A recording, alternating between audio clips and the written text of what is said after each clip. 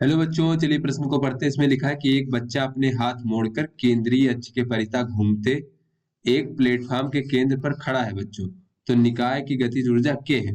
और बच्चा जो है अपनी भुजाएं फैला देता है जिससे कि निकाय का जड़त्व आघूर्ण 2 गुना हो जाता है। तो निकाय की नई गतिज ऊर्जा क्या होगी? तो बच्चों, जब बच्चा हाथ मोड़ कर खड़ा था तो बच्चों उसके बाद फिर उसकी गतिज ऊर्जा k थी बच्चों। और फिर बच्चा जब अपनी भुजाएं फैला देता है बच्चों तो द्रव्यमान वितरण की जो है घूर्णन अक्ष से दूरी बढ़ जाती है, जिससे कि बच्चों उसका जड़त्व आघूर्ण बढ़ जाता है। तो बढ़ के कितना हो जाता है बच्चों? 2 गुना हो जाता है। तो अब निकाय की नई गतिज ऊर्जा हमें बतानी है बच्चों। 4 विकल्प दिए गए हैं।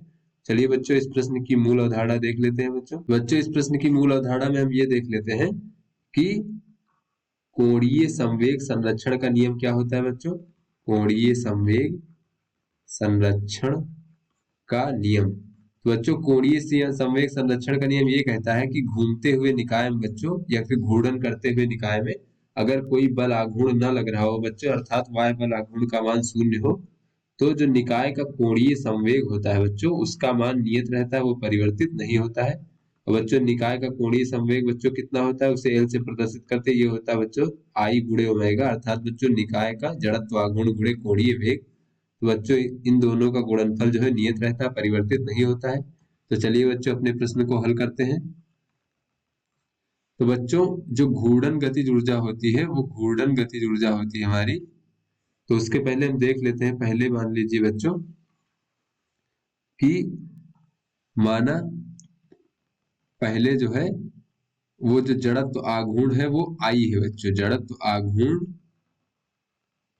आई है बच्चों। उसके बाद फिर और कोणीय वेग कितना है, हम मान लेते हैं बच्चों की ओमेगा है, कोणीय वेग ओमेगा है। तो बच्चों जो गतिज ऊर्जा हो जाएगी वो कितनी हो जाएगी? गतिज ऊर्जा बच्चों ये हमारी घूर्णन गति हो रही है तो यहाँ पर घूर्णन गतिज ऊर्जा होगी।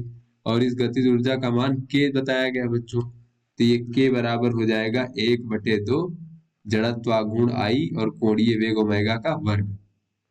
उसके बाद बच्चों इस समय कोणीय संवेग कितना है बच्चों? तो इस समय कोणीय संवेग कितना है? तो कोणीय संवेग बच्चों L बराबर हो जाएगा हमारा आई गुणे ओमेगा। फिर बच्चों जब वो अपने हाथों को फैला देता है तब जड़त्व आघूर्ण कितना हो जाता है बच्चों? तब जो है यहाँ पे लिख लेते हैं हाथों को फैलाने पर, अर्थात बच्चों जब बच्चा जो है हाथों को फैला देता है तो फैलाने पर जड़त्व आघूर्ण कितना हो जाएगा बच्चों? तो इसको हम आई डैश मान लेते हैं। और ये कितना हो जाएगा? प्रश्न में दिया गया है कि निकाय का जड़त्व आघूर्ण 2 गुना हो जाता है। तो पहले बच्चों अगर हमारा आई था तो अब कितना हो जाएगा? 2 आई हो जाएगा। और बच्चों कोणीय वेग को हम बच्चों ओमेगा डैश मान लेते हैं, कोणीय वेग बराबर ओमेगा डैश। बच्चों अभी हमारा कोणीय संवेग कितना हो जाएगा देख लेते हैं। तो अभी हमारा कोणीय संवेग हम मान लेते हैं कि अब एल डैश हो गया। तो बच्चों एल डैश बराबर हो जाएगा आई डैश ओमेगा डैश। तो यहाँ से बच्चों जो है बच्चों अगर हम आई डैश का मान रख दे तो 2 आई और ओमेगा डैश। तो बच्चों कोणीय संवेग परिवर्तित नहीं होगा क्योंकि कोई वाय बल आघूर्ण नहीं लग रहा है बच्चों। तो ये आई ओमेगा और 2 आई ओमेगा डैश का मान बराबर होगा। तो यहाँ से लिख लेते हैं आई ओमेगा बराबर 2 आई ओमेगा डैश। तो बच्चों ये आई आई से कट जाएगा और ओमेगा डैश बराबर हो जाएगा ओमेगा भागे 2। अब बच्चों चलिए देख लेते हैं कि इसकी गतिज ऊर्जा ऊर्जा क्या हो जाएगी बच्चों। अब जो है घूर्णन गतिज ऊर्जा कितनी हो जाएगी? तो बच्चों अब जो हो जाएगी इसको हम के डैश मान लेते हैं। ये हो जाएगा 1/2 आई डैश ओमेगा डैश का वर्ग। तो बच्चों 1/2 आई डैश का मान रख दें यहाँ पर 2 आई, हो जाएगा बच्चों गुणे 2 आई। और ओमेगा डैश का मान रख दें ओमेगा/2, तो हो जाएगा ओमेगा/2 का वर्ग। तो इस प्रकार से बच्चों ये 2 से 2 कट जाएगा और ये हो जाएगा आई गुणे ओमेगा का वर्ग भागे बच्चों 4।